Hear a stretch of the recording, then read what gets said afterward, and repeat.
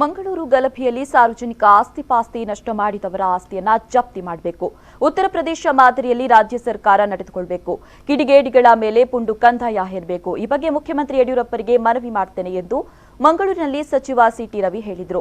ಅವರು ಮಂಗಳೂರಿನ ಬಿಜೆಪಿ ಕಚೇರಿಯಲ್ಲಿ ಸುದ್ದಿಗೋಷ್ಠಿ ನಡೆಸಿ ಮಾತನಾಡಿ, ಗಲಭೆಯಲ್ಲಿ ಅಮಾಯಕರು ಸತ್ರೆ ಪರಿಹಾರ ನೀಡುತ್ತೇವೆ, ಕ್ರಿಮಿನಲ್ ಚಟುವಟಿಕೆ ಭಾಗವಹಿಸಿದ್ರೆ ಪರಿಹಾರ ಕೊಡಬೇಕಾ ಎಂದು ಕಾಂಗ್ರೆಸ್ ಈ ಬಗ್ಗೆ ಸ್ಪಷ್ಟಪಡಿಸಬೇಕು ಎಂದರು.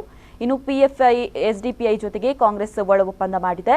ಸರ್ಕಾರವನ್ನ ಅಸ್ಥಿರತೆಗೆ ತರಲು ಕಾಂಗ್ರೆಸ್ ಪ್ರಯತ್ನಿಸ್ತಾ ಇದೆ. ಕಾಂಗ್ರೆಸ್ಗೆ ಚುನಾವಣೆ ಸೋತಾಗ ಇವಿಎಂ ಮೇಲೆ ಅನುಮಾನವಿತ್ತು.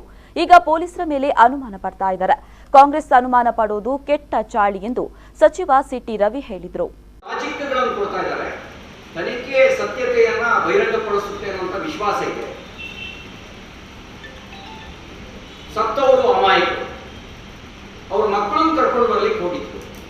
ಲಾಜಿಕ್ಗಳ ಹೇಳಿಕೆಯನ್ನ ಕೊಡ್ತಾ ಇದ್ದಾರೆ. ಸತ್ತವರು ಅಮಾಯಕರಾದ್ರೆ ಖಂಡಿತ ನಮ್ಮ ಸರ್ಕಾರ ಪರಿಹಾರ ಕೊಡುತ್ತೆ.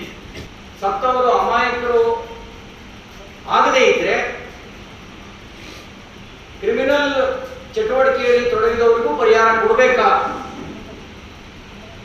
ಇದನ್ನು ಕಾಂಗ್ರೆಸ್ ಸ್ಪಷ್ಟಪಡಿಸುತ್ತೆ. ಸತ್ತವರು ಅಮಾಯಕರಾದ್ರೆ ಖಂಡಿತ ಯಾವುದೇ ಭೇದ ಮಾಡೋದಿಲ್ಲ, ಪರಿಹಾರವನ್ನು ಕೊಟ್ಟೇ ಕೊಡ್ತೇವೆ. ಅಮಾಯಕರಲ್ಲದಿದ್ದರೆ ಇದಕ್ಕೆ ನಿಮ್ಮ ಉತ್ತರವನ್ನ ವಹಿಸ್ತಾ ಇದ್ದೀನಿ. ಪಿಎಫ್ಐ ಎಸ್ಡಿಪಿಐ ಜೊತೆಗೆ ಕಾಂಗ್ರೆಸ್ ಒಳ ಒಪ್ಪಂದ ಮಾಡಿಕೊಂಡಿರೋದು ಬಹಳ ಸ್ಪಷ್ಟ. ಆ ಒಳ ಒಪ್ಪಂದದ ಕಾರಣಕ್ಕೋಸ್ಕರನೇ ಪಿಎಫ್ಐ ಎಸ್ಡಿಪಿಐ ಮೇಲಿದ್ದಂಥ ಎಲ್ಲ ಮೊಕದ್ದಮೆಗಳನ್ನ ಹಿಂದೆ ಕಾಂಗ್ರೆಸ್ ಸರ್ಕಾರ ಇದ್ದಾಗ ಮೊಕದ್ದಮೆಗಳನ್ನು ವಾಪಸ್ ಕೊಡಿದ್ರು. ಈಗ ಈ ನೆಪದಲ್ಲಿ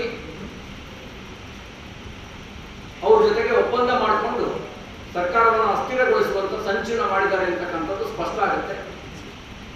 ಇನ್ನು ಸಿಸಿಟಿವಿಯ ದೃಶ್ಯಾವಳಿಯ ಬಗ್ಗೆ ಕೆಲವರು ಅನುಮಾನವನ್ನ ವ್ಯಕ್ತಪಡಿಸಿದ್ದಾರೆ. ಅನುಮಾನ ವ್ಯಕ್ತಪಡಿಸೋದು ಕಾಂಗ್ರೆಸ್ ಹಳೆ ಕೆಟ್ಟ ಚಾಳಿ. ಸೋತಾಗ ಇವಿಎಂ ಮೇಲೆ ಅನುಮಾನ,